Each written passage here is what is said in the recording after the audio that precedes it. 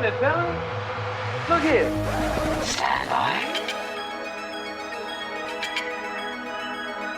One for C-Lab, two for Troy Eagle, three for Wolverine to round out the trio. In this episode, everybody dies. Broadcasting live from inside the Power Band, this is The Blah. In this episode, everybody dies. I'm your host, the Wolverine, also known as Kevin, along with my two co-hosts, Head in a Jar Higo, also known as Ben. Yo. And C-Lab Forever, also known as Chad. What's up? I wish Benny would join us for war movies so we could call him Jarhead in a Jar Higo. That's kind of cool, though, yeah. You can just say that our Head in a Jar Higo isn't here. Won't be week. joining us. He's on deployment.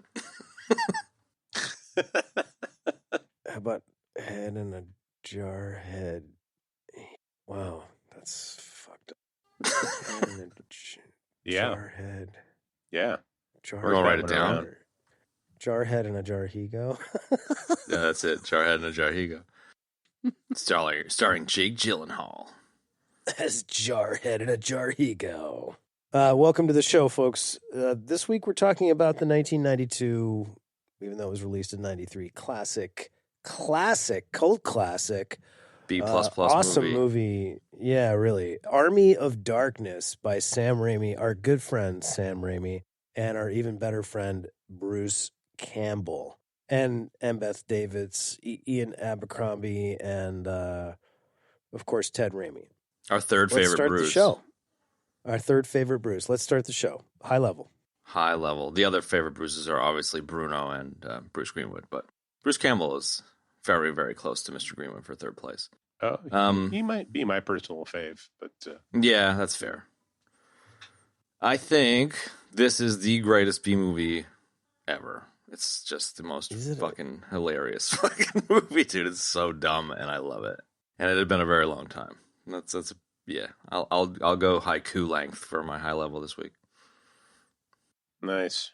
Yeah, this was like Okay. I don't know. This is like Three Stooges meets He-Man and the Masters of the Universe. Ooh, yeah. Meets Jason and the Argonauts. Meets I don't know Night of the Living Dead.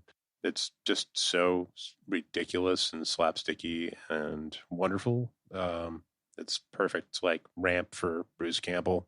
I don't know. It's dare I say it, delightful. No, yeah. I mean, it's worthy of a man. It's worthy. Now I gotta sit up and write this shit down. Now I gotta sit up. Now you're dead. Yep. We haven't had a death around here in weeks. I'm now a skeleton Jar Higo. Oh, I mean, I didn't try very hard, but like, I couldn't rattle off B-style schlock movies that even come close to this. I'm sure I could be corrected by the Simpsons comic book nerd guy, but pretty fucking S-tier, God tier fucking B movie. I don't know, man. I don't even know if I'd give it a B classification. I don't. But I think that's the thing. I don't think of this as a B movie. This is like but it's Roadhouse. intentionally. People say, it's a B movie, but it's. I guess, but Roadhouse is not a B movie to me. Roadhouse is awesome. It's an 80s movie. Roadhouse isn't a B movie. I don't think it was trying. Yeah. No, I don't think it is either, but I think that people call it and refer to it as a B movie. I would never refer to this as a B movie.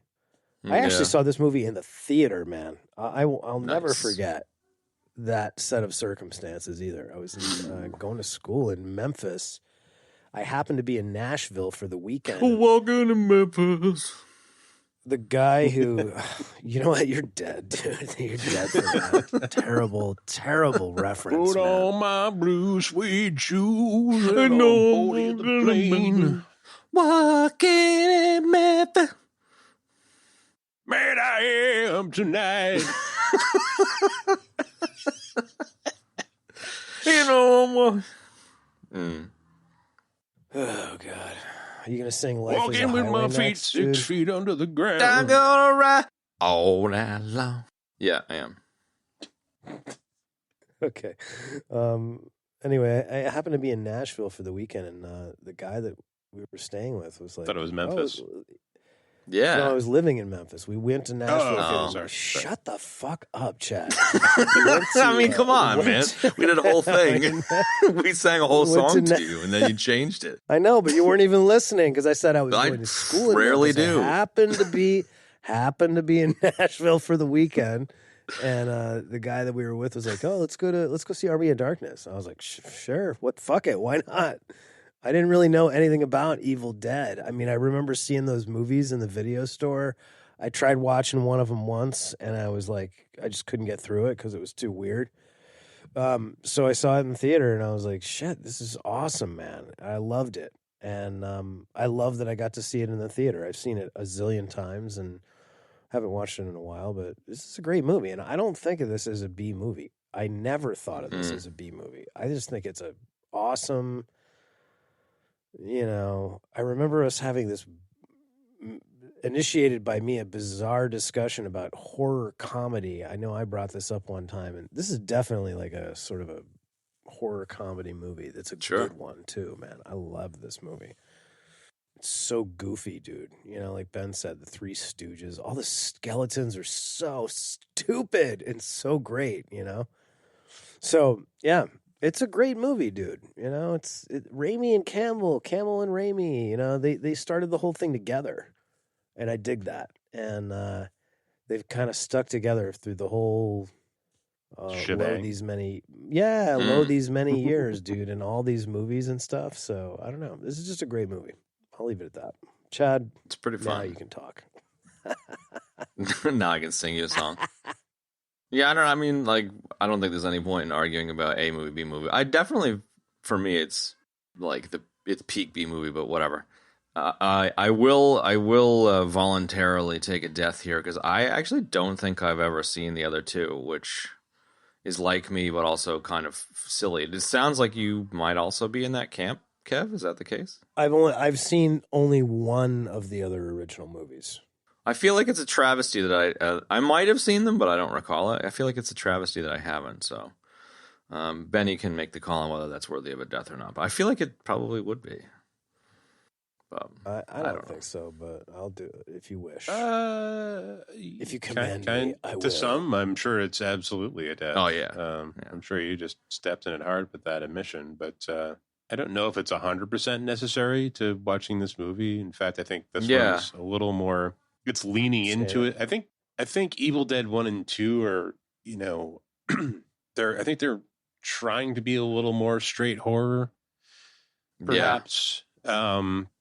But you know, being funny, I don't know. I don't want to say completely accidentally because I'm sure, you know, humor is part of it, but I feel like they take themselves a little more seriously in the horror, and I feel like this is just leaning into the silliness of it all 100%. Yeah, I could be wrong there, but that was always sort of how I felt about this. It does such a good job of leaning into the silly. Like it leans so far into the silliness that it becomes, in my mind at least, similar to like the Chevy Chasey, Bill Murray, like silly comedy movies. But it has just that like beautiful horror-y bullshittery going on too. Like it just has its own kind of secret sauce that is just really fun. It's just so dumb. I mean, it's like it's so fucking stupid, and I love it. I love how dumb it is, dude. There's just so much to love. So much to love. I mean, the whole thing is to love. I don't know. I don't know how else to say it. There's nothing I don't like about this movie.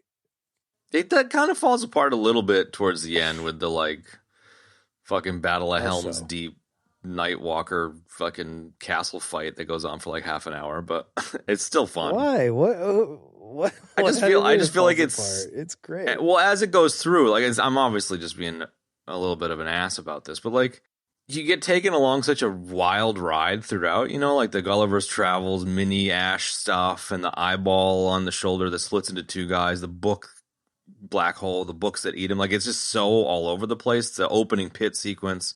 And then it just goes to like traditional fight up and down the staircase. My name is Inigo Montoya kind of stuff. And you're just like, okay, you know, like, I don't know. It just kind of goes a little bit normy, like normal battle scene kind of stuff. But Maybe it's just me. Maybe I was just kind of like... There's some good stuff in there, but I feel like it, when he sort of comes back and he's, failed the quest because he couldn't remember the quote from The Day the Earth Stood Still. Mr. Yeah. Pitt. And what's that? Klaatu Barada Nick 2. Yep. Yeah. And he sort of has like yeah. But when he comes back from all that and he's sort of like, he's fucked it up or whatever, there's like this sort of weird, like, I don't know. I feel like it runs out of gas for a minute there. A little bit. Before it dumps into like the final battle. Which That's kind of just how makes I sense was feeling about it thematically. today. Like he fails, so it kind of should run out of gas. But I think you're right. Like I don't know. It just kind of it hits a weird bump that I don't think detracts from the movie. Like I don't think it makes it anything. Whatever. It's just I don't know. I got that vibe too. I was just like, okay. You're saying you're saying when he comes back with the book before they decide to like fight, and he's like, all right, I'll lead the fight and all that. You mean like that part? That little transition? No, he doesn't do that. He's like, all right, so if you can, figure out how to get me back to my own timeline now. And he's like, basically trying to get out of there. And they're like, but you fucked up. And then like in the middle of all that, like the skeletons attack. Yeah. Right. But that's the section you're talking about. It feels Yes, that's the section I'm talking about. Windless, I guess you could say. Yeah. I mean, I think I'm talking a little bit more about the actual battle itself, but I think you're right. It does kind of run out of fuel a little bit. Yeah. The third act has a little bit of a problem, I think. Yeah. Because when I think about this movie, I think about all the stuff that happens before that. Yeah. I never think about the shit that really happens in the battle. Mm-hmm. Yeah. I think about and even the shit after the battle. The scene and what's that? I was just going to say, or even the shit after the battle. It's like, pit scene, like you said, the book, the whatever, the mini ashes. And then it's like in the shop, in the S-Mart at the end. And like the sequence in the third act where it's just like the battle. It's like, whatever. Yeah. It's funny. It's like a bit of a black hole of a chunk of time in the movie. It is. That's the way I think of this movie too. It's pretty much everything up until the battle, and then I couldn't remember a lot of the end. The S-Mart. I forgot that sequence was so long. Actually, dude, it's so good. It's as long as long as that weird.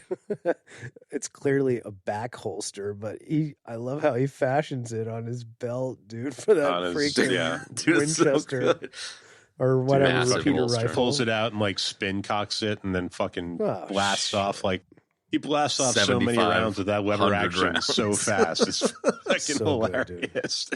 Dude, it's fucking great.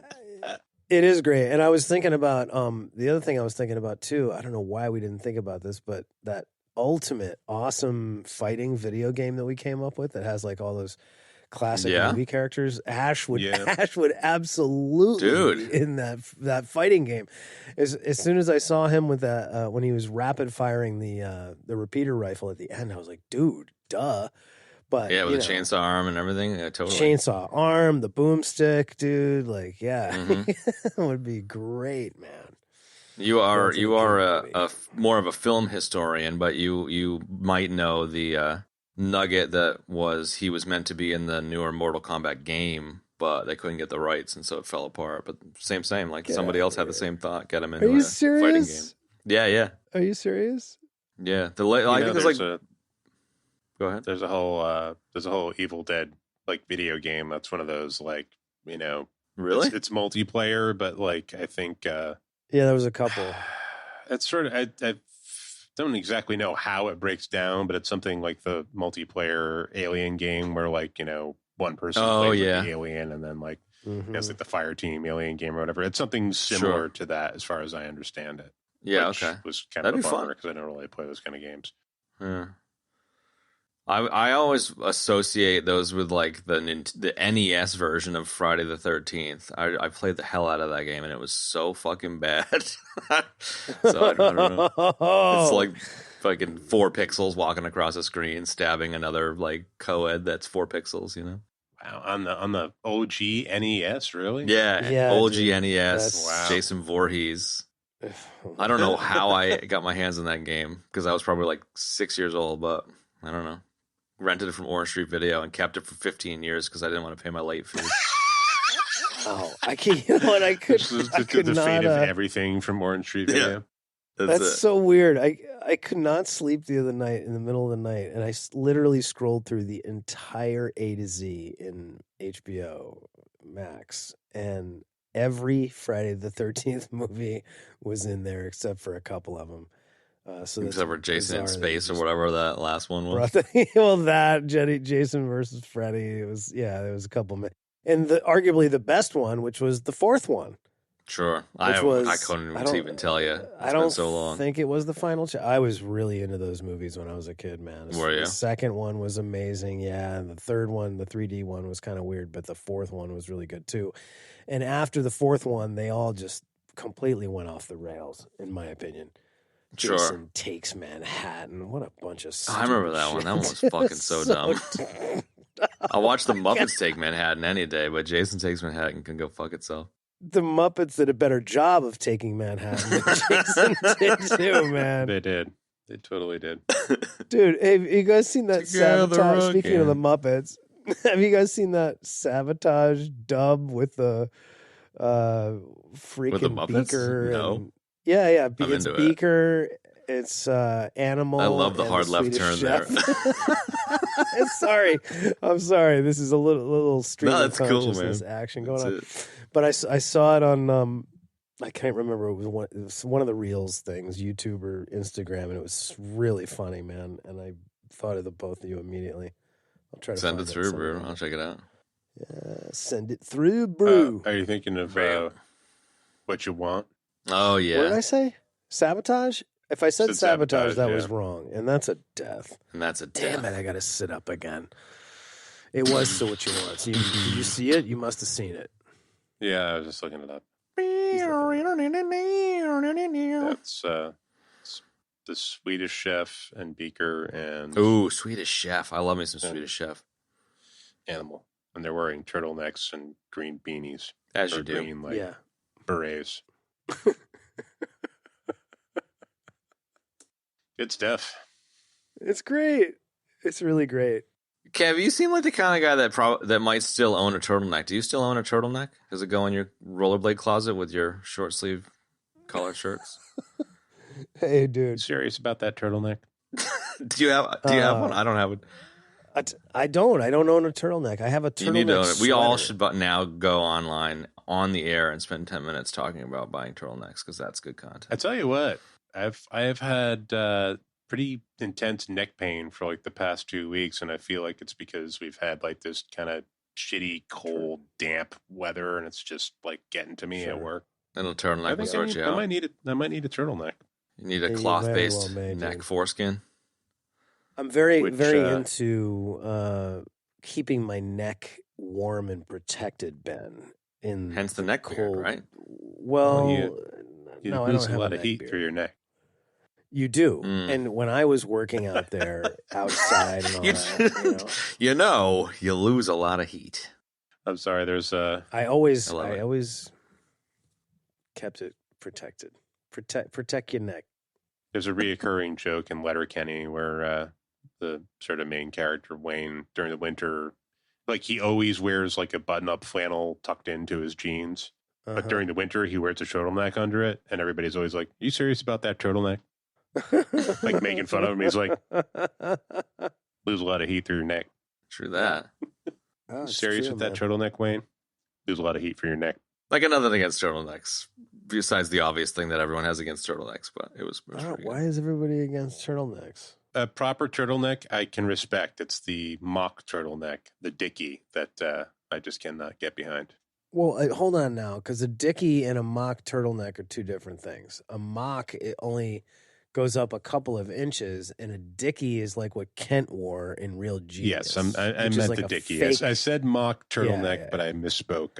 I meant the Dickie. No, it's all right. I just making sure. I didn't know. The that Dickie was is the what I was weirdest thing referring to. ever.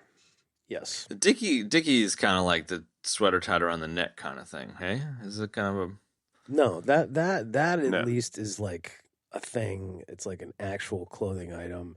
It's a choice to wear it that way. It's not my choice, but You can wear it that way. It doesn't look all that terrible. I would never do it. A Dickie is like, I couldn't afford the whole turtleneck, so I got the Dickie instead, and that's what I'm wearing to make it look like I'm wearing a turtleneck. I don't get it. It's stupid. Okay. It was it's like a clip-on tie. It is like a clip-on tie. It is the clip-on tie of like shirts, you know. Yeah. Like the clip-on tie is like the accessory, you know, and it's like that is like the clip-on. Of you had to go to court and you didn't have a tie, so your auntie gave you a clip-on tie. Sent you on your way. Yes. Send me a woods. It's a clip-on. Are you sure? I don't know how the fuck we got here, but here we are. Whatever. I love it. So, God, why did you ask me about the turtleneck in the first place? I don't know. Because of the Muppets video. It sounds like it sounds like you own one, but you're not willing to admit it, though. That's the vibe I get. Why are you mining this particular corner of the EBD universe right now? Why do I mine anything?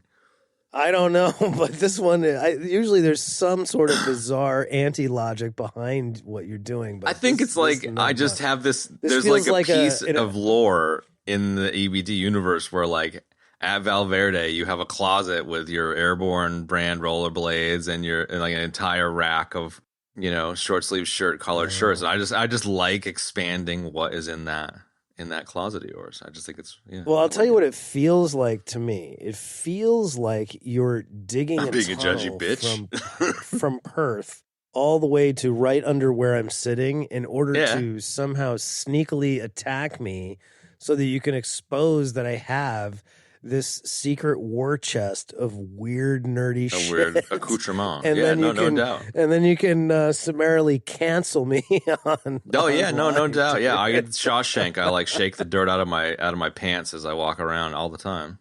Oh my God! Wow. I'm on my way. Right. I'm digging to you, man. You're like rumpling the ground and you pop out like fucking Bugs Bunny chewing on a carrot. Yeah, exactly. Yeah, and then he runs upstairs. He runs upstairs and starts rummaging through all my shit. Where are the rollerblades, dude? Where's the Dickie? Where's your turtleneck, you son of a bitch? You should bring the Dickie back. Me? Why me? Why don't you do it? Why not? Because I'm too cool for that. It's perfect for you.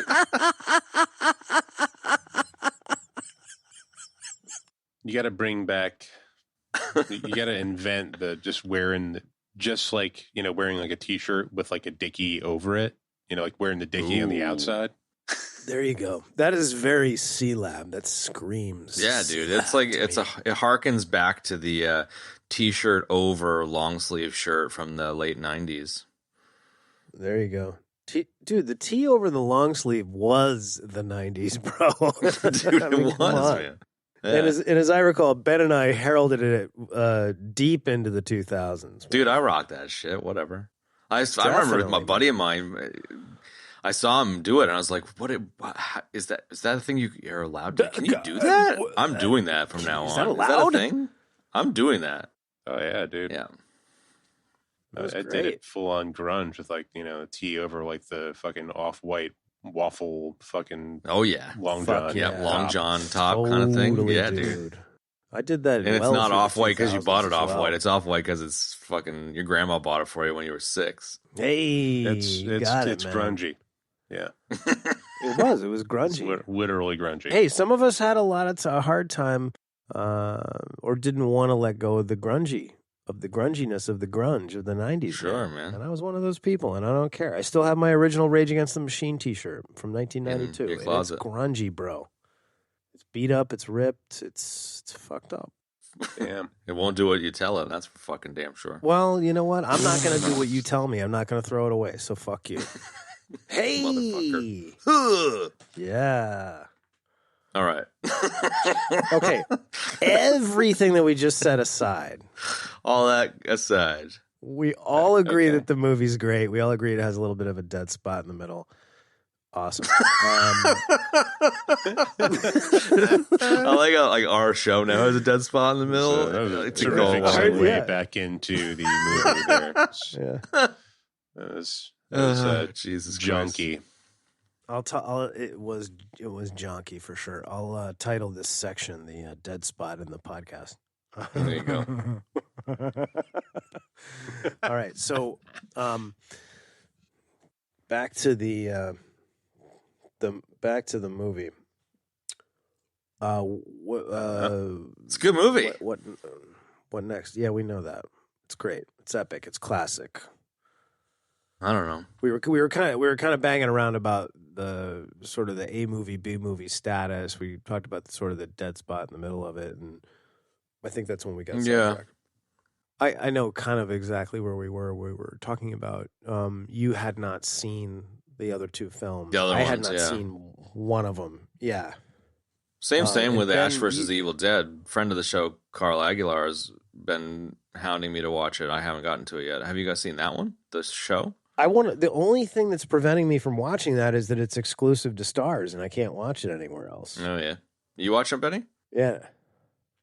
I think I watched part of the first season, and then my Stars subscription ran out. Something along those lines. Yeah, okay. It was good, but I just It fell off because there's a million things on, probably. Yeah, exactly. Just like anything else. Yeah, I've heard great things. Carl raves about it, so. I mean, if it's more of this, I'm in. Yeah, I mean, exactly. I would take that recommendation from any listener of the show for sure. Totally. Especially him. And I've wanted to watch it. I remember seeing it when it got announced. I was like, dude, what? Ash versus the Evil Dead. I was like, how cool is that? And then I was like, oh, it's on Stars. I can't watch it. Yeah. So that's sort of where I left off. And in the Campbell universe, Bubba Ho-Tep was a lot of fun, but that's slightly different. Yeah, not connected to these films. I think just to kind of stick on that particular topic for a second, I definitely want to watch Ash versus Evil Dead, and I want to go back and watch the original two films. Same. Like now as a fully formed human, because I watched one of them years ago, and I just couldn't. The movies they're definitely out there, man. You know what I mean? Like it's appeals to a particular audience, I would say. I don't know, Ben. I feel like you've got a better grasp on all of those other movies than we do. I could be wrong, but I mean, I've seen them, but there was a lot of the old electric cabbage going on in those days. And I can't say that I remember much. Let's see. I love it. What? What did you say? Having a bit too much fun kind of thing? Lots of copious amounts of smoking pot, basically. I got you, man. We got the electric cabbage. I love copious amounts of electric cabbage. Yeah, I feel like the first one, I definitely, I think my brothers rented it and I watched it, and I was just like a kid, and I was just like, what the fuck is going on? And then later on, exactly. We kind of did a marathon of the three movies with some friends, but we were very, very, very stoned. Yeah, I got you. I think they're great movies for that kind of stuff because they're just no doubt, ridiculous. So weird. I think Snaps actually turned me onto this one back in the day, if I remember correctly. Coincidentally enough, but yeah, I just never saw the first two. I think this is a little bit of a cul-de-sac, but when we were talking about the Friday the 13th stuff earlier, I had this flashback memory where I was probably 3 or maybe 4 years old, and I was getting babysat while my parents went out and I don't know, did cocaine or whatever you did in the 80s, and I walked downstairs at my house because I like woke up in the night and my babysitter and I imagine her friend or whatever, boyfriend or some shit, were watching one of the Freddy Krueger movies with like in the gym with a basketball in the hot showers, like brutal murder scene. And I think I was like 3 and I saw that. So I think that's probably like where I started not liking horror movies, you know? So Dude, I feel like what the fuck? Wow. Yeah, it was like you walk into the room and they couldn't pause it because there's no fucking remote control or whatever, and it was just like I saw that, you know. So I think that was probably the source of my issue with horror, and I never got around to stuff like these movies, you know, like Army of Darkness is like so thoroughly in my 16-year-old fucking douchebag warehouse, in my douchebag wheelhouse. The other ones, like, I never really, I don't know, just never got there. I definitely now have a douchebag warehouse. That is a thing now.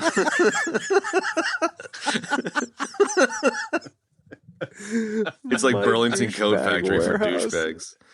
It is, douchebag dude. city. Unlimited scents.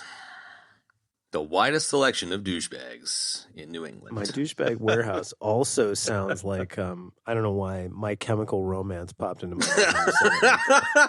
Yeah, that's my emo band, my douchebag warehouse. Exactly. I just put black eyeliner on. It's like your anti-emo band, dude. My douchebag warehouse. That is now a thing. I am so thoroughly gonna go and find a My Chemical Romance, merch T-shirt and copy the font and have it and make one. Oh God, dude, please do that, man. With like fake tour dates on the back or something, you know, just like oh yes, the Cape Cod Melody tent and like really awesome venues. I'm way ahead of you. Way ahead of you, bud. I saw your screen light your face up. You're like, I'm already there, man.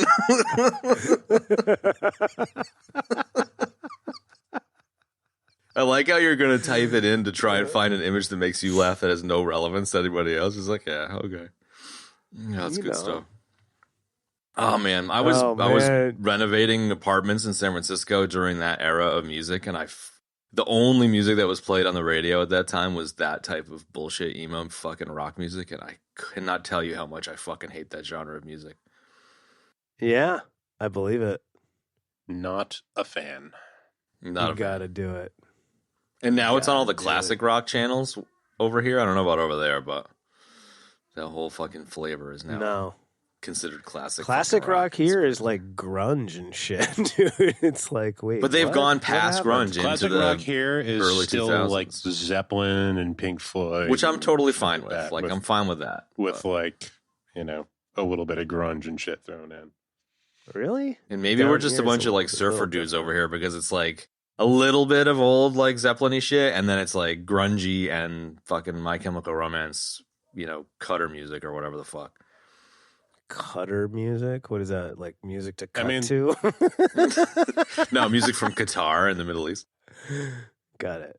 Wait, what? Yeah, I think Pixie is like mostly like Zeppelin and Pink Floyd and shit like that, but like Pixie, I haven't heard that in fucking 20 years. Pixie 103. They do definitely play like, you know, some, I don't know, like Evanescence and like fucking, ooh, dude, you know, like Disturbed and like shit like that.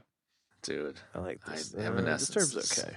Evanescence is the colostomy bags of bands.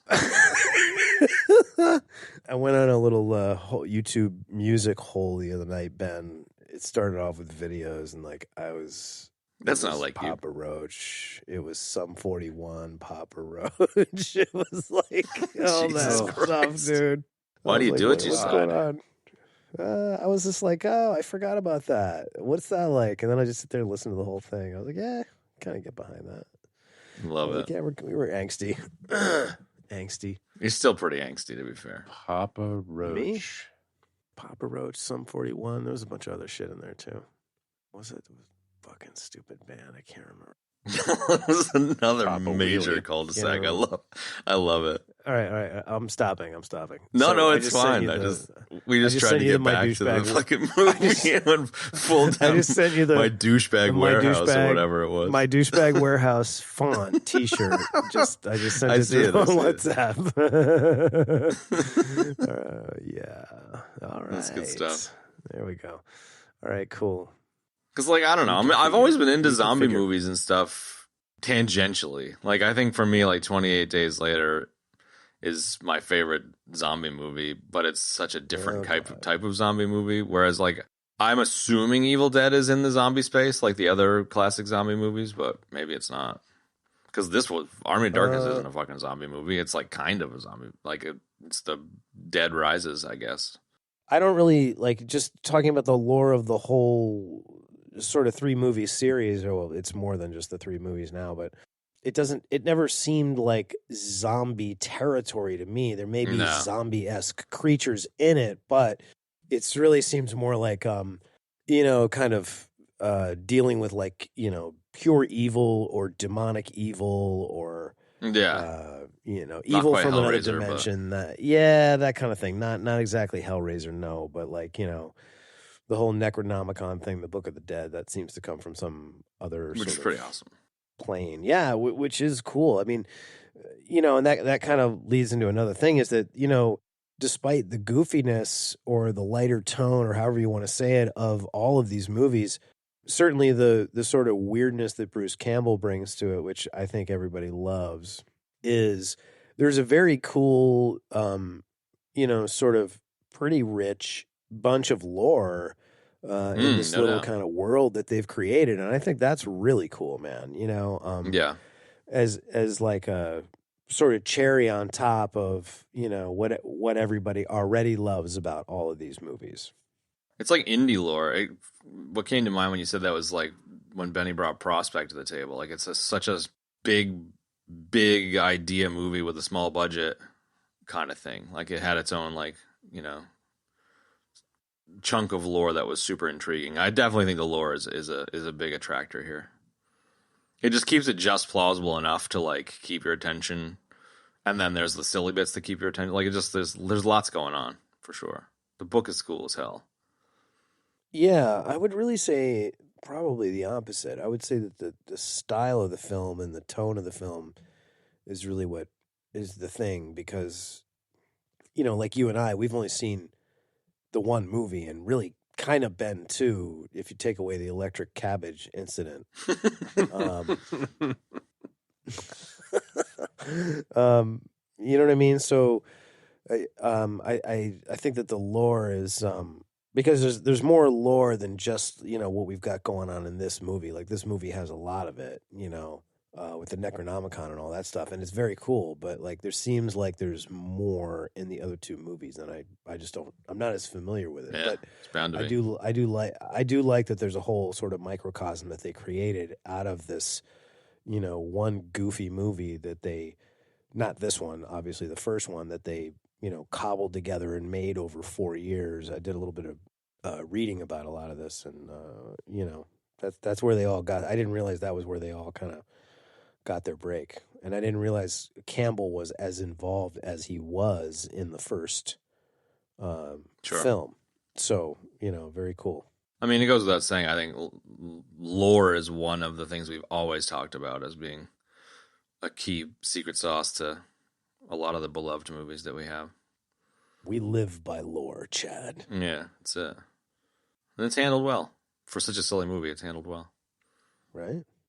I mean, the funny thing about this is there is lore, but there kind of isn't lore. It's like, yeah, there's a book and it does stuff. That's kind of the lore. That's what right? I meant. Yeah, that's what I meant by that comment. Yeah. That I said a minute ago. Like, yeah, it's pretty much just like the book. You know what I mean? But the book. But they definitely, at the very least, have created like, a whole something thing with all these movies. Yeah, and I like that, man. I like that. I fought with your father in the Clone Wars. This is a little bit of a teaser, Yeah. Certainly, by the time you get to this movie, there's some lore, because you've got, I mean, they really sort of like glance over the whole thing, with like how Ash got exposed to the Necronomicon, and him like his hand getting possessed and having to cut it off and all that stuff. So like, there's sort of a whole thing there. Definitely. And is that all from the other movies, or is that just additional lore in this movie? Yeah. Okay. Cool. No, that's like stuff that transpired in the first 2 movies. Yeah. Yeah. Maybe that's why this one is such a good standalone movie. Is like you don't have to you don't have to watch the other 2 because it gives you that recap. Whether I don't even know if the recap is accurate or not, but like it just gets you going real quick, which I appreciate it for sure. Gets you up to speed. Yeah, sure exactly. It is. Yeah, yeah, without it too does. much wankery, and you don't too. really, and you don't need a whole lot to get into this movie. Like it No, This is why the guy's works got a on its chainsaw own. arm. Here's a shotgun. Let's go. Yeah, it almost works on its own. Almost works Yeah. on its own. You know. The fish out of water, 1300s, he lands and is immediately taken captive is pretty great. Like you get set up pretty quick because that opening montage is really kind of crazy, and there's like some weird camera stuff going on, and like the chains out of the arm stuff, and you're just like, okay, this is interesting. And then it's like, okay, we're in the medieval times. Okay, this is random. The dudes are like stabbing the car, and they're like, the armor on this thing, it's really stupid, but Dude. it's kind of like Bill and Ted-ish a little bit, but maybe not. Yeah, I don't know. Yes, it is Bill and Ted-ish, sort of. Kind of like the idea of it's just like the classic, I don't know, teenage dude from the 90s being like, well, yeah, if I was sent back to medieval times, I'd be a genius. I'd totally rule the world, like it's like, yeah, okay, but yeah, right. I don't know. You can play out your cosplay fantasy for a moment through Bruce Campbell's charm. Well, I think Definitely. one of the things I kind of forgot about that I really like, again, kind of speaking to the fleshing out of this little kind of universe, is that Ash as a hero, because by the time you get to this third movie, like he is a hero, right? And in addition to his like skills, like the weapons and the chainsaw arm and all that sort of stuff, like he's crafted a lot of that himself. And then in this movie, when we get the whole like the quote unquote suiting up section of the movie is so good because it's like he keeps talking about your primitive minds wouldn't understand chemical compounds and this sort of thing. So like he's not a genius, but like he's capable. Like he knows how to do this stuff. And like when they take the wreck, the Oldsmobile, Sam Raimi's Oldsmobile, right? And they wheel it back to the castle and he opens up the trunk and there's like a chemistry book and there's like, this kind of book and a book on metallurgy and all this sort of shit. And like they open up those books, dude, and they start making some serious shit out of raw materials, man, in the sort of the lair of the wise men there with Ian Abercrombie, Mr. Pitt from Seinfeld, and I really dig that. I like that he's got this like whole like sort of skill set where he's like he can totally kick ass and he knows how to like legitimately like craft shit, like real shit. You know what I mean? Like it's one thing to like MacGyver a coke snorting straw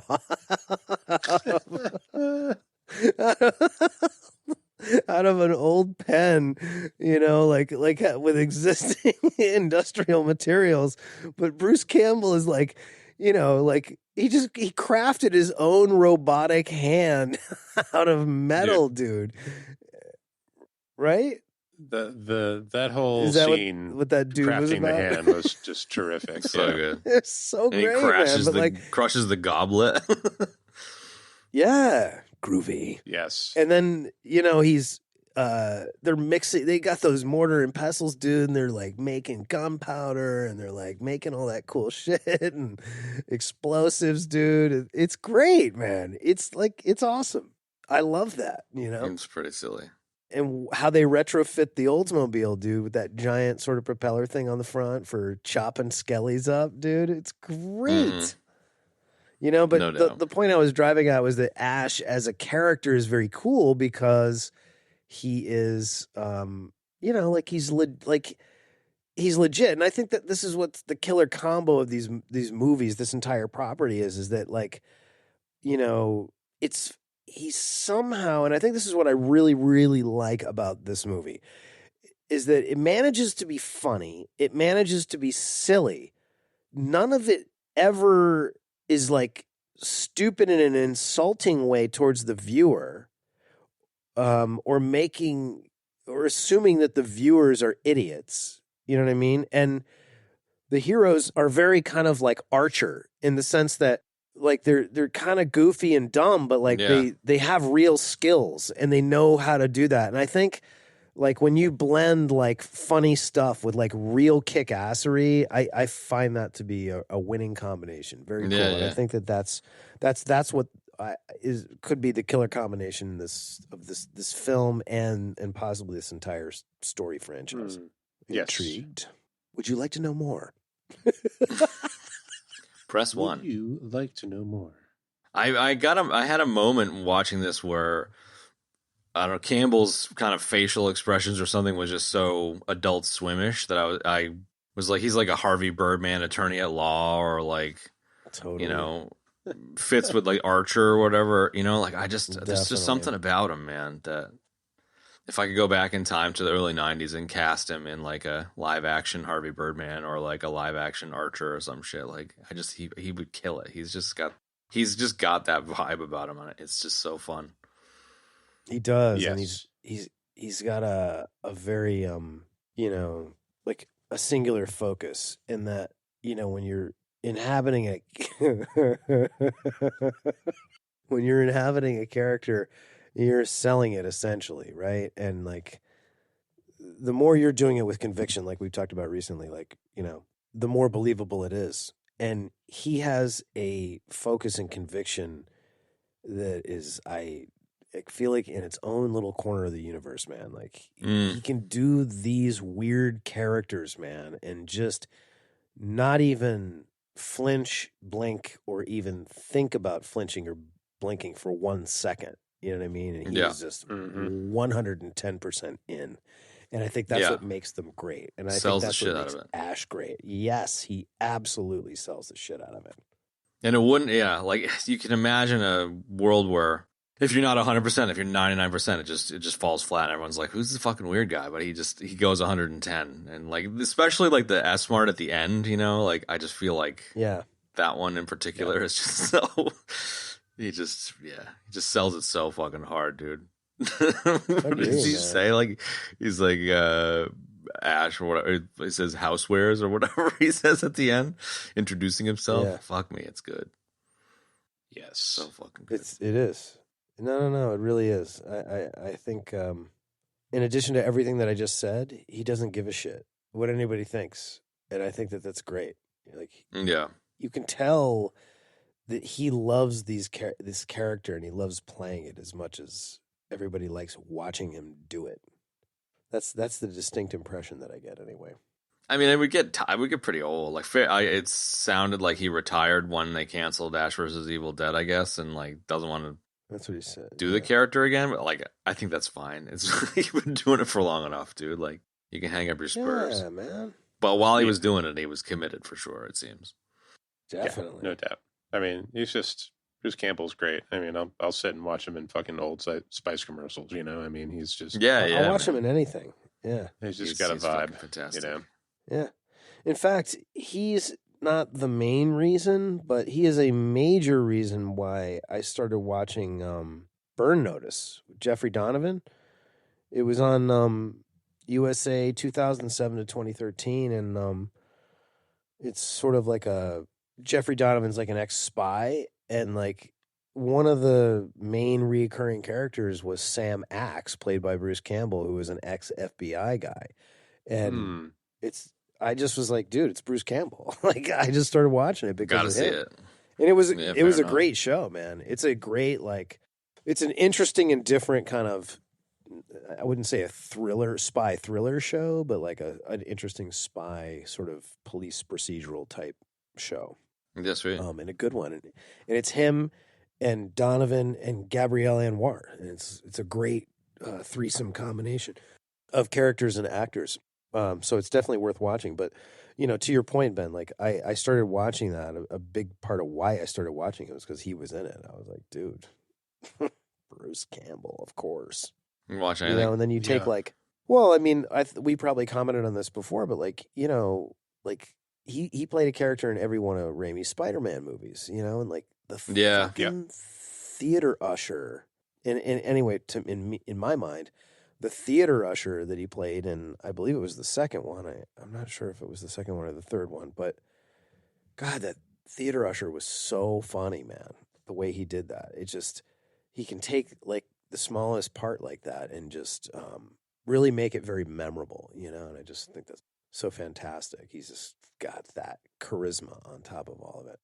I love that Raimi did the Spider-Man movies, dude. I never connected it at the time. You know, like I would have been super familiar with his horror-esque movies, but just didn't I don't know, just didn't pay attention to the fact that he did the original Spider-Man kind of launch of the comic book movie, and kind of want to go back and watch him again, considering, Yeah.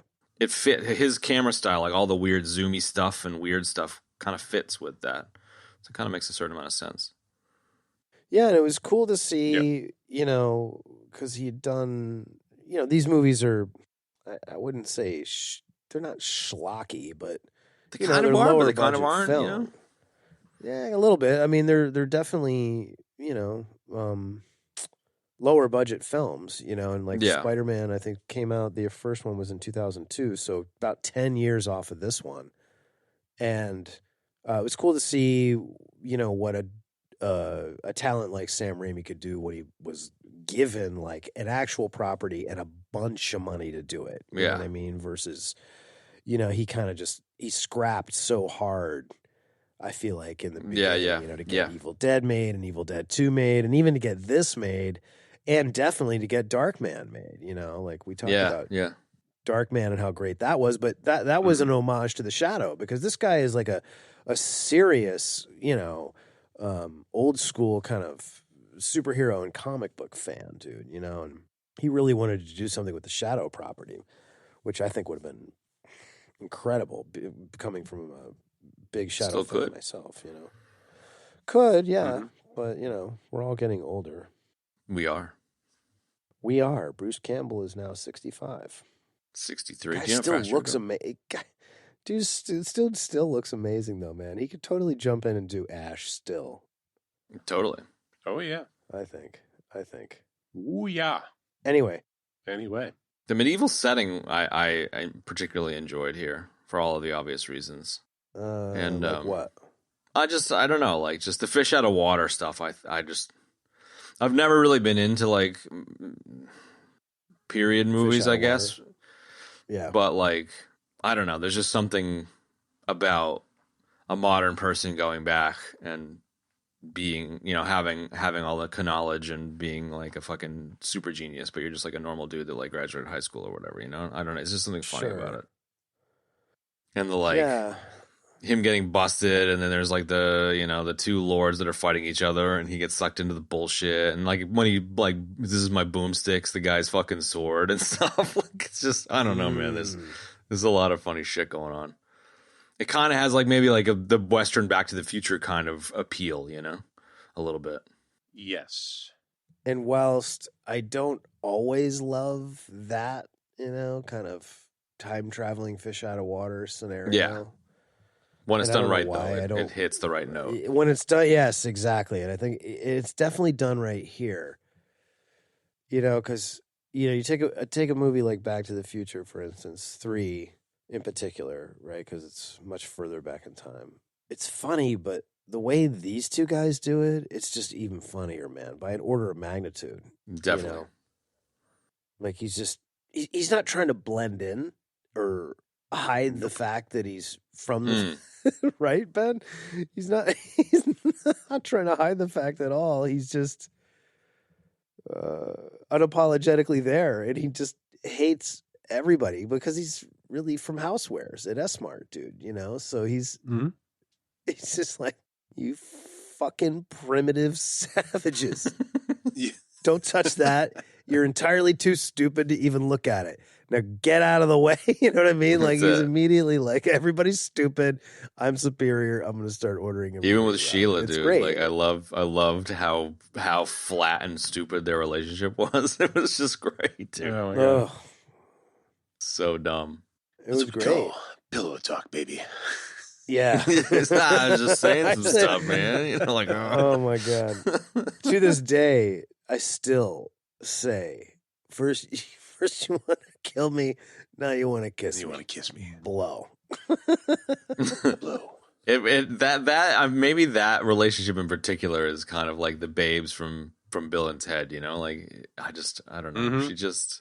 It is. Yeah, no. I love that she's like throwing stones at him and whatever in the beginning, and then it's just so implausible that she would be like enamored by him, you know, like, oh, he's so powerful, I love him now. You know, it's just so dumb and so two-dimensionally stupid, and it fucking cracks me up.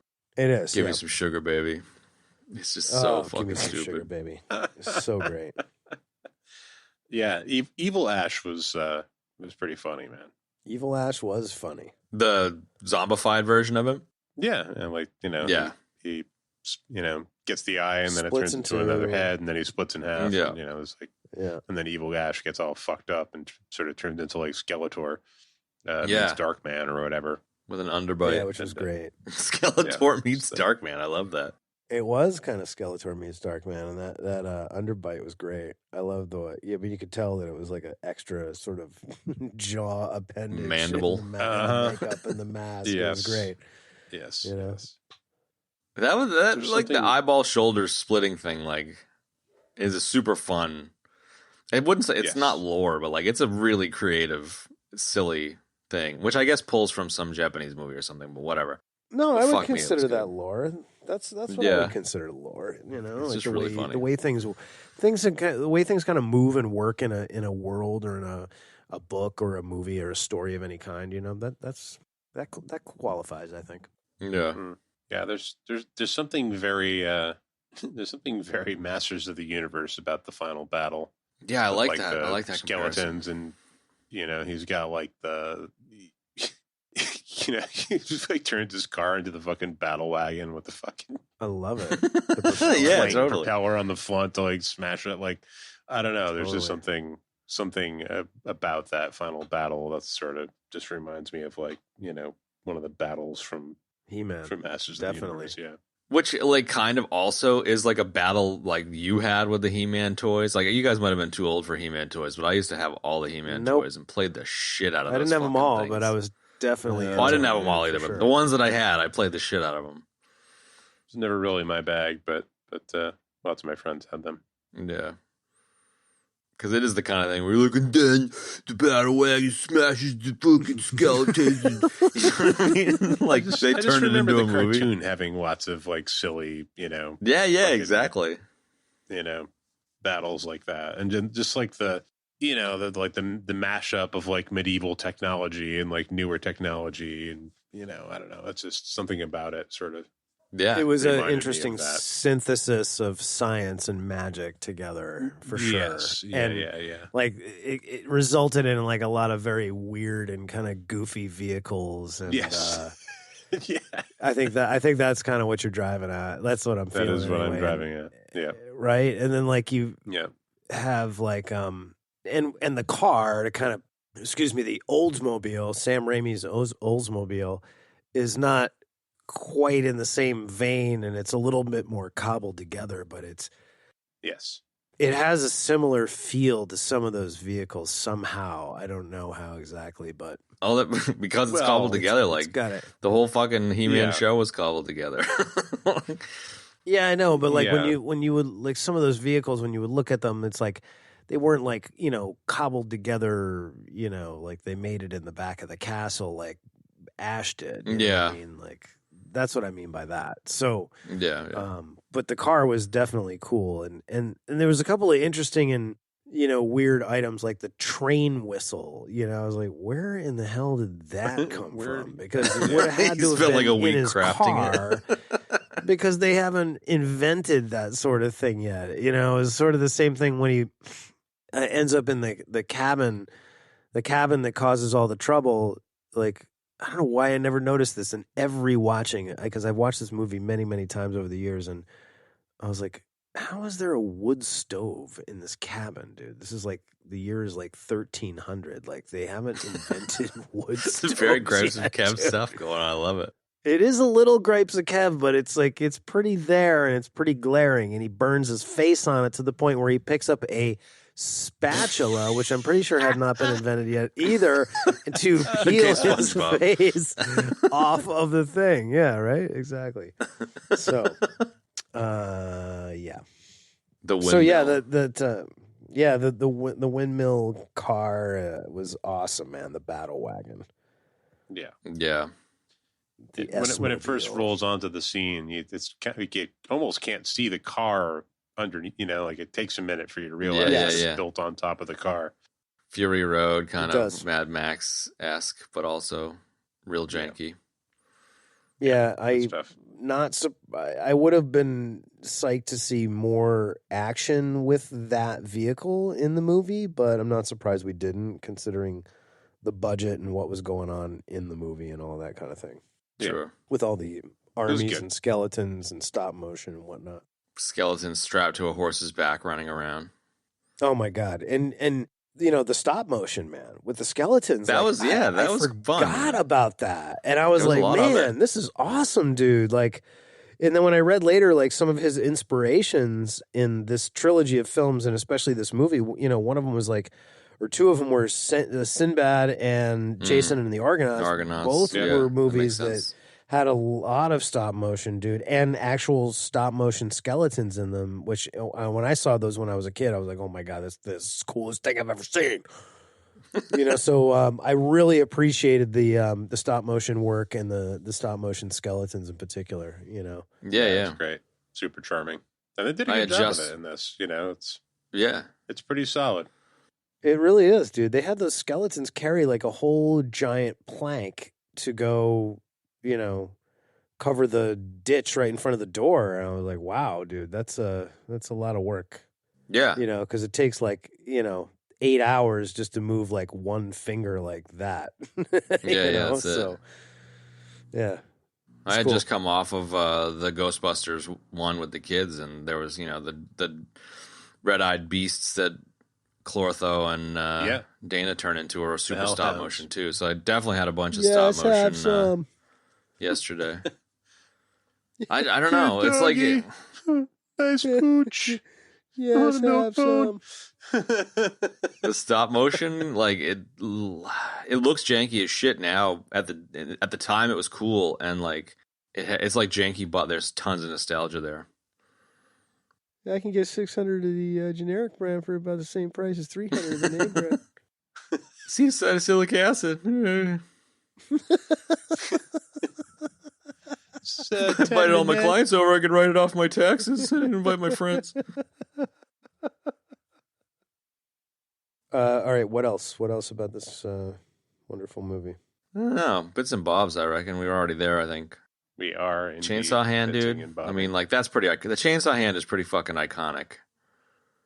Oh, man. The pit fight in the chainsaw hand is the only thing I remember from this movie. I didn't remember anything else other than, like... You watch the book scene, you're like, oh, yeah, I remember that. Oh, yeah, but, like, the opening kind of pit fight is pretty legit. I totally forgot. I have... Like from back in the day when McFarlane toys first came out and they were doing like those really, really high quality, super detailed, like I have an Ash. Nice. And it has, it came with removable chainsaw hand, mechanical hand. It's got the boomstick. It's got the Necronomicon. It has all that stuff. I don't know exactly where it is and if all accessories are intact, but I know it is somewhere in this house. Bust it out. I just remembered it right now. I should have busted it out for the show, for crying out loud. Sammy King got a full-size Necronomicon replica, which is pretty awesome. I thought you were going to say you got a full-size Bruce Campbell replica. Yeah. Was it found in actual human skin? 6'2". I mean, it's it's like rubbery shit. Was it written in blood? Was it written in blood? Was it written in blood? And bound in human skin from those that I hate. I love it. Right? I mean, my God.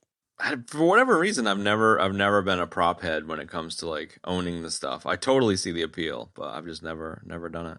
Other than the $500 fucking lightsaber that we all bought Benny back in the day. Back in the day. With Sam's pink lightsaber. Still one of my favorite memories of all time. Pink lightsaber? He bought the red one because he thinks he's, evil, and he turned it on for the first time, and it was like fucking hot pink. He got so mad. It was the funniest fucking thing. He turn it on, it was like, brown, hey, girlfriend. It was so good, dude.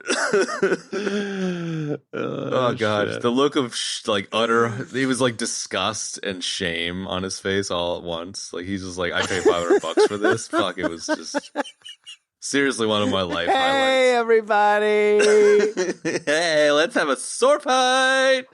Oh, my God, man. Oh, so Or good. to use my favorite Ray Gillette from Archer. Oh, my God, yes. That was so good. Oh, that's so funny, man. Wow, I wish I had been there for that. I like collecting stuff. I don't like carrying it around. Having it. Yeah. I don't like. I don't like. yeah. I don't like having to move with shit like that. You know. And then you're just like, Yeah. oh, No, God, no. damn it. No. Too delicate, man. I think the comics that I own are like it. Like everything else that I buy in a somewhat collectible sense, it's stuff that I have no problem taking out of the package and putting on the shelf and like touching it. You know what I mean? Yeah. I want stuff that's durable. You know, like None of the especially unopened box bullshit. Yeah, exactly. No, I don't. Which I suppose isn't I don't get true that. collecting, but whatever. Nah, whatever. Should enjoy it. Yeah, Definitely. I concur. One of these days, I have to build my own lightsaber. I think, though. I think it's Yeah, that'd be part cool. of my path. That sounds like something you do. You can do it now. So I'm gonna do it. Yeah, no one of these doubt. days. It's kind of like the building your own Deckard blaster from Blade Runner. Yes. We're gonna find him in a dirt lot one day, digging like a meth head, dude. What, burying his lightsaber like Ray? Benny, what are you up to? And he's gonna be, I'm digging for kyber crystals for my lightsaber, Campbell. I'd be doing. Totally, man. I guess the lightsabers at Disney are pretty sick. You can like, this is the nerdiest thing I'm going to say all week, but you can like change the crystals in it. Like if you're a kid and you get one for your kid, you can change the crystals, which changes the color in it and stuff. Oh, of course. I mean, imagine being like 7 years old and having a fucking Disney Star Wars place to go to. That'd be pretty sick. Dude. Oh, dude. My kids. When I was a kid, I had like basically a flashlight with like a plastic thing stuck to it that just, like, that's it it. had like Dude, a color lens. right? Like, it was like so shitty. But it was imagination, or if you found like some sort of plastic, like long tubing something, or you take one of those long, fucking lightsaber kid with the broom, man. That kid's a legend. Yeah, There's a fucking dude. broom. Or like the wrapping paper had a long paper tube, man. You could color that up, man. Use that as a lightsaber, bro. Whatever you could find was the real rule, right? Up and get some spray I actually had one when I was a kid, but it was like, a shitty like plastic. It was basically a plastic flashlight with like a plastic blade that, didn't really. Yeah, I think I remember those. It lit up, but it was shitty. It wasn't like, Yeah. kind of looked like something in the dark, but that was about it. Okay, I was like, I was still walking up the hill both ways to school. Like I was crazy about that shit. I loved it. What was I doing, Chad? Sorry. You were walking uphill both ways to school. You're like, we lived in a shoebox. We couldn't afford a lightsaber. It's like, okay, man. Are you kidding me, dude? We were like walking along the side of that mountain in Lord of the Rings, bro, to go to school. That's how we did. Potatoes. Up empty nip bottles. Yeah. Picking up empty nip I melted bottles up for 100 extra nip money. bottles and made my own lightsaber. That's right, Chad. I taped them together. And I poured all of my hatred into those nip bottles.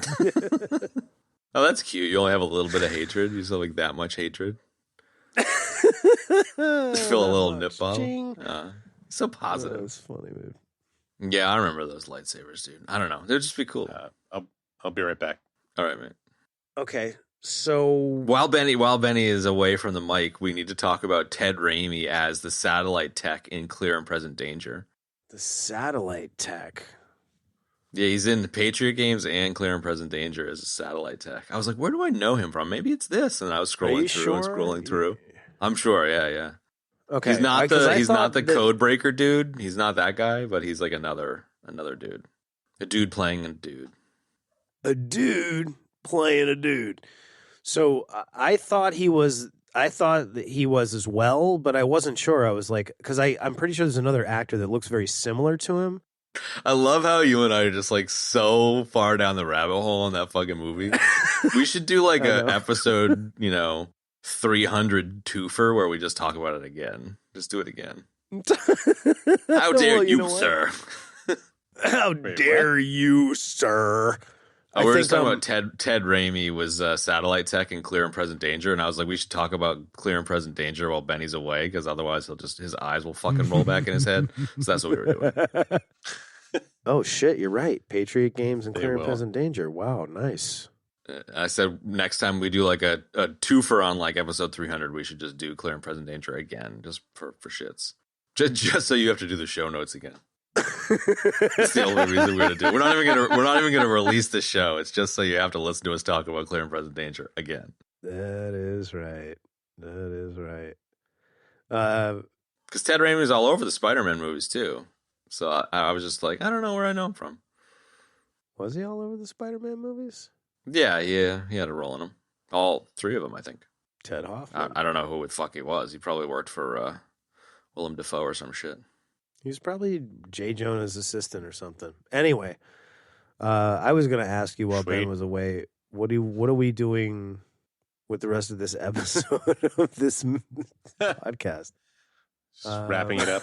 I don't know. Spitzing and Bobsing. Wrap it up, fuzzball. Bridget Fonda, 5 second cameo. That was, I love me some Bridget Fonda. I do too. Oh yeah, big fan of hers as an actress and a woman. And it was cool that she had that little bit in there. Was she in the other two films? Don't know. Don't think so. I don't remember. I don't think so either. Let's see why she would be. Look it up. I'm trying to. The evil British douchey King Arthur bullshit guy was very douchey and punchable. He was very douchey. He looked like a douche. Yeah, he looked like a douche. He acted like a douche. I like how when the sword boy came up, he put the foot. He would fit in the douche warehouse perfectly. He put his foot on the sword boy and then used the leverage to pull the sword out and knock the dude over. That was like the penultimate. That's like Men in Tights shit. Move. Like I'm into it, man. Yeah. It was a great douchey move. We should do that, dude. I bet you that wouldn't hold up at all. Robin Hood Men in Tights. Men in Tights? You never know. I feel like it wouldn't hold up, but maybe it would. I'd give it a whirl. Give it the old college try. Yeah, same here. You get fucking same here. Outback Steakhouse over there, huh? Yeah, that's right. I'll have me a plate of kookaburra wings. You got it, C-Lab. All right, so I'll have a wallaby. Wash it down with the Fosters. Dude, Wallaby, dude. Rocko's Modern Life, one of the best cartoons ever. Best cartoon Wallaby. Wallaby, Wallaroo, Kangaroo, they're all there. Monteroo. How you going, mate? You got any other bits, bobs, moments, reflections, nips to fill with hatred? A whole bunch of it. No, just the mini ashes, the mini evil ashes. Oh yeah, terrific. Gulliver's Travels kind of stuff, right? There's just so much in that little sequence that's great. The getting his fucking head stuck to the stove and the drinking the boiling water and fork in the ass. And just lots of good stuff.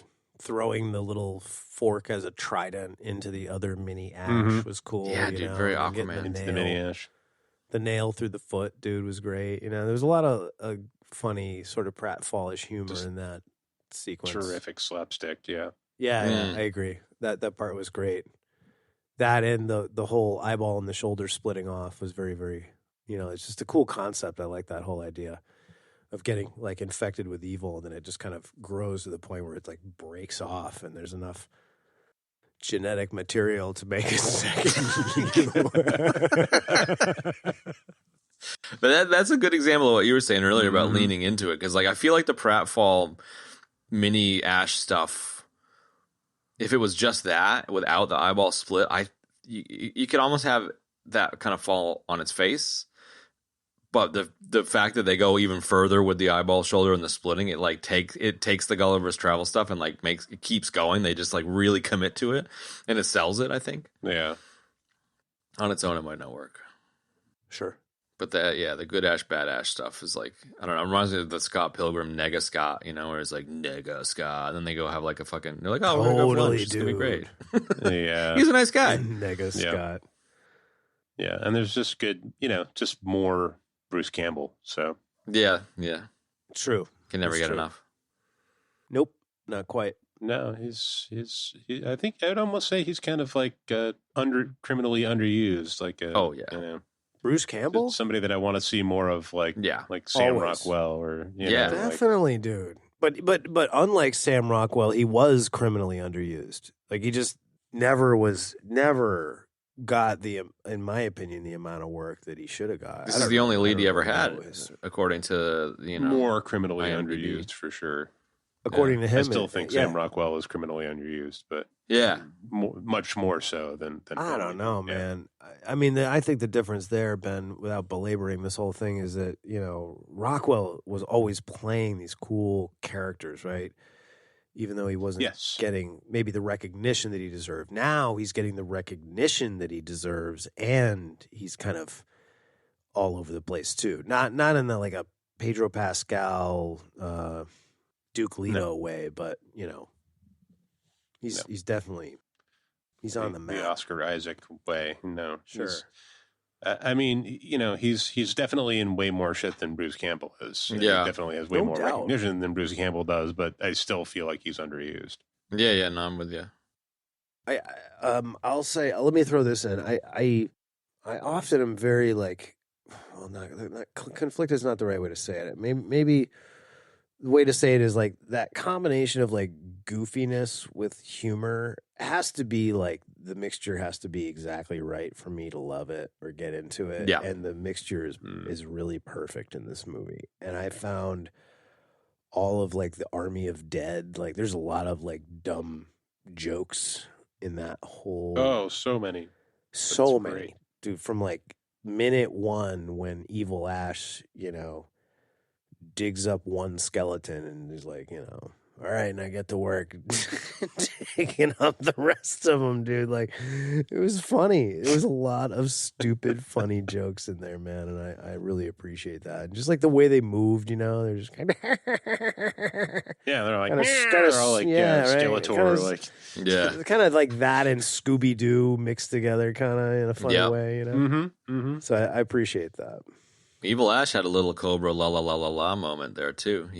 I noticed that ululation, man. I did. That was great. Ululation. It was a ululation. The Chitatuck. The dead stuff too with the book when he coughs his way through the spell, and then the skeletons grab his feet, and three Musketeers, three Amigos, Three Stooges, eye pokes and shit. God damn, that was funny, man. Like, it's so funny. Dumb, and it's the same joke 6 times in a row on the ground there, but, like, I was cracking up at that. Like, it's just so funny. I know, but it's just it. But I think it's something about this movie and the way they make it that makes that stuff funny, because we've all seen those jokes, like, a million times, and, like, in the wrong context, you'd just be, like, ready to put your foot through your television, man. You know what I mean? Yeah. So, I don't know what it is. It's Campbell that sells it, I think. It's just... Well, yeah, maybe it is Campbell that's selling it. That's a big part of it, for sure.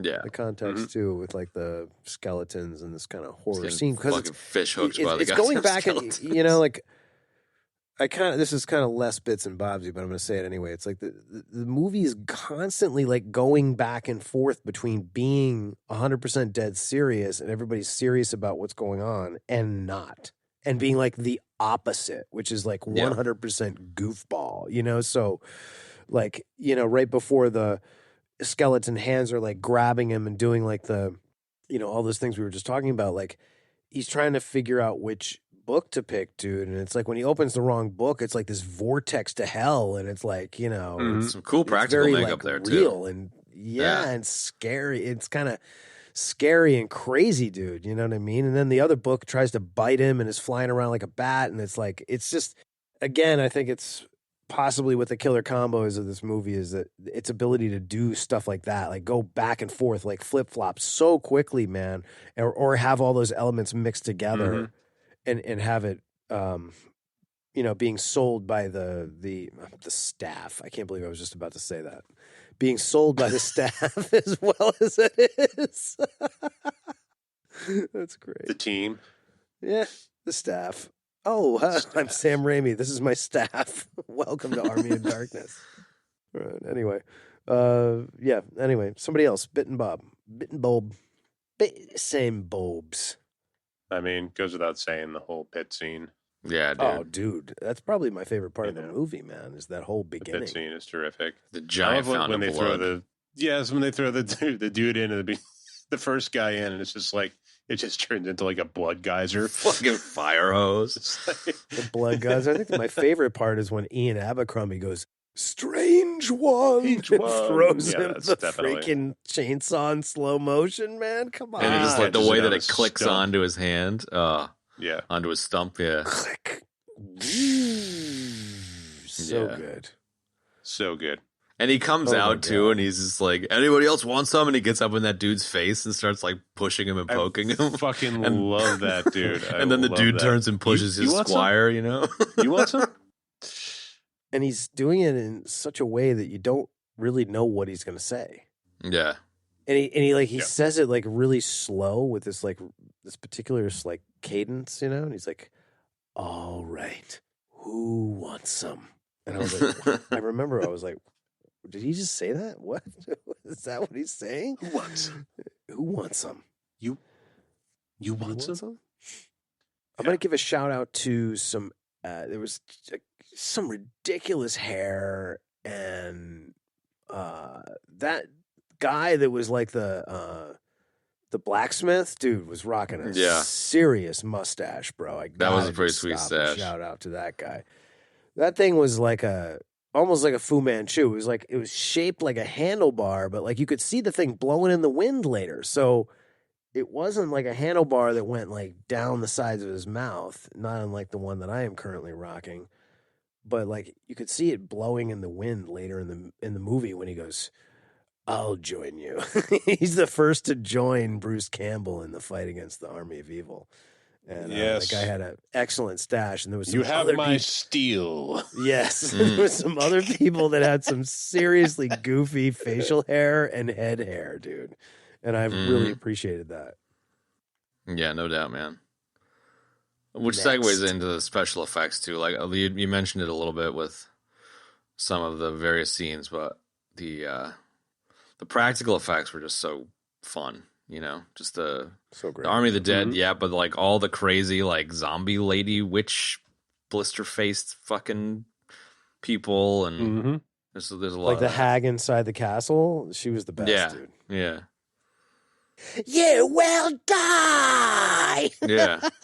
What a great And I opening like line. the angle at the bottom too. Like it's like a super low angle, and she like opens her eyes, and you're like, oh, she's gonna get him. And he's like, it's a trick. Like I love the kind of double play on the audience there. Yeah. It was nice to rewatch. It's been a long time. It's been easily 15 plus years since I've seen it. So It's been a while. Yeah, it's been a while for sure. Yeah, it's definitely been a while for me too. Nugs, you want to transition to Nugs, or do we got any more? I do. I got one that I really like that I want to share, and there's a copy of Fangoria magazine in the back of his trunk. Oh yeah, that I missed. Yeah, I caught that one, and I love that. I didn't catch it, but I love that nugget. I love me some Fangoria, dude. Come on, love Fangoria. The only nugget I had there you was fitting, considering I literally watched the movies back to back, Ghostbusters 1 and this. Nice. But the pit bitch, which I think is the creature in the pit after he kills the lady in the pit, was played by Billy Bryan, who was also the Stay Puft Marshmallow Man in Ghostbusters 1. Which I thought was kind of cool. That's a great nugget, man. Because it was fun watching Stay That's Puft great. melt all over New York City. Released in Japan as Captain Supermarket. Which is so great. That's the most Japanese thing ever. I love it. Dude, that was wow, in a rare, Supermarket. very rare situation. Jarhigo just stole my other nugget. Wow. In a very rare Benny snipe. And a Just Benny reading snipe. the There IMDb. hasn't been a snipe around here in going about 2 years. There's a shitload of stuff on IMDb, but I don't know. It was just none of it was overly amazing. Ooh, S-Mart is a chain of grocery stores in Mexico. I like that. It's a shame this thing bombed so hard. Like, it was always going to be a cult classic, but like, Bombed it would do hard, so it well made 20 nowadays. It made it double its budget, dude. No, It was like- budget was 13 and it made 11.5, so it bombed. Well, that's not what I read on freaking Wikismedia. Well, it's wrong. Check your sources, man. I'm just looking at IMDb. I don't know. Wikipedia is Wankopedia. Wankopedia, man. Okay, We had some deaths. We got a couple. Let's get the parade ready, dude. We Bring got a out couple the gamp. deaths. Little goody two shoes, little goody two shoes. We each had a death. So there's one death Did we? each. Yep, Benny had a delightfully dead death. Chad, you had the walking in Memphis whilst dead death. Walking in Memphis. And then I had the sabotage my so what you want death. That's it. Word. Don't come at me with no, Kev, I think I had of this and I think I had of that bullshit. I made it up at the last minute bullshit death. No way. I'm going to start giving you a death for griping during the deaths. That's going to be my new death? Griping during your the death? Bitching about how I manufactured death's death. Dude, that is something worth bitching about, man. Yeah. Dude, is there a new Rights season of of Mandalorian death. coming out or what, man? Or am I going to have to cut down the fucking tree myself? I know.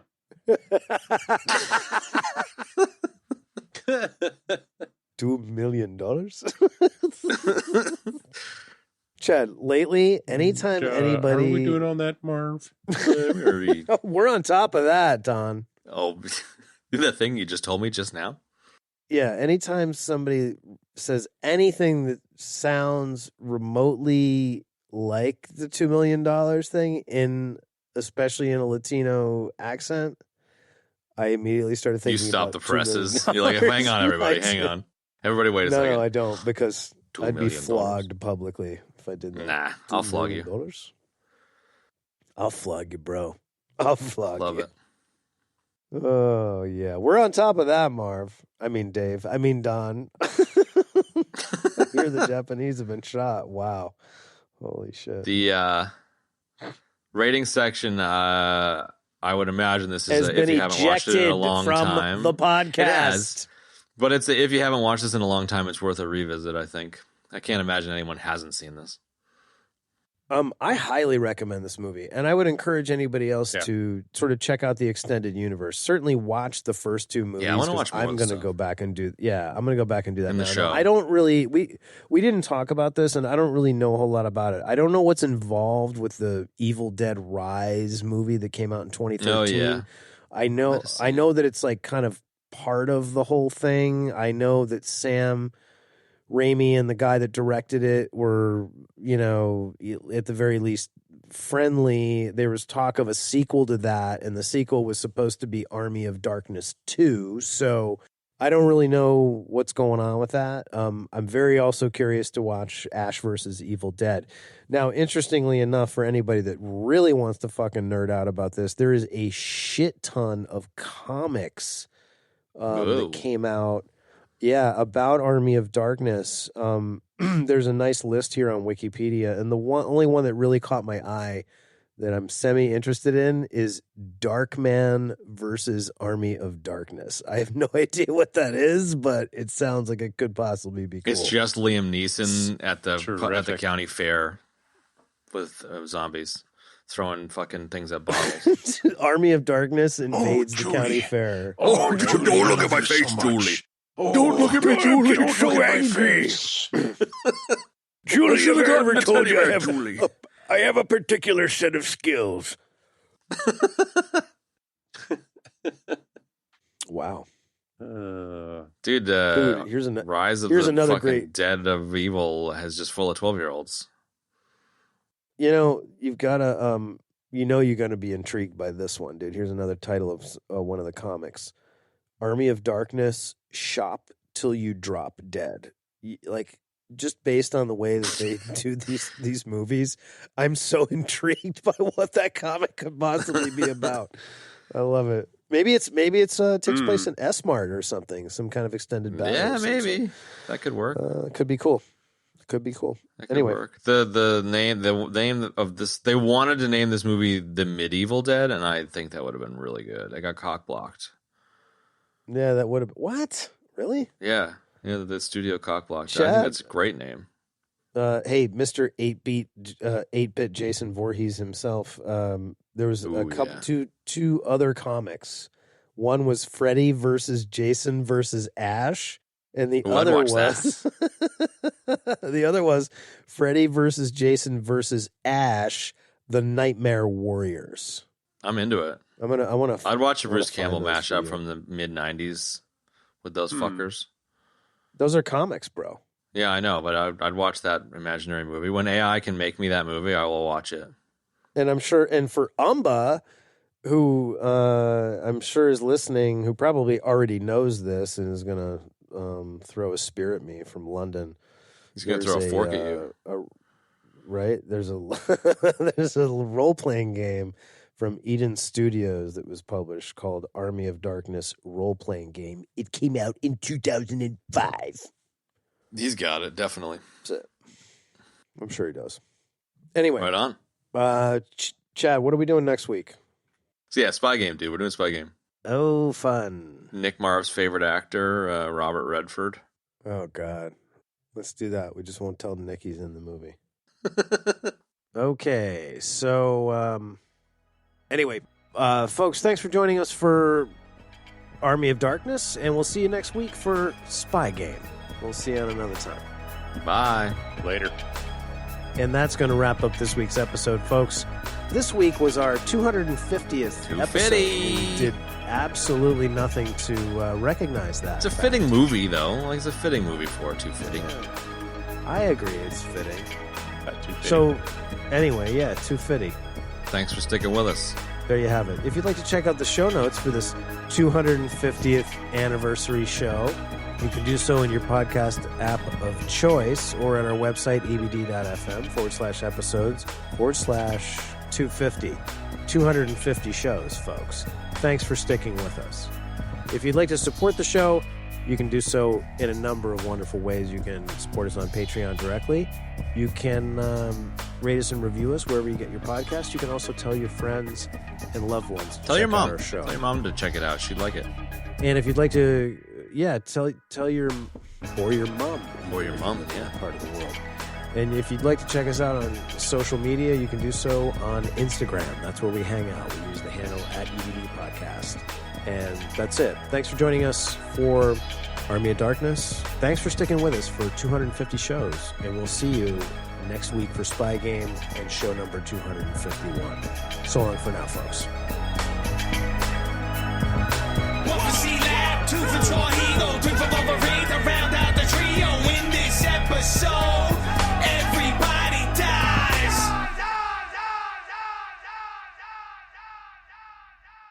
Beady, beady, beady. Stop into it.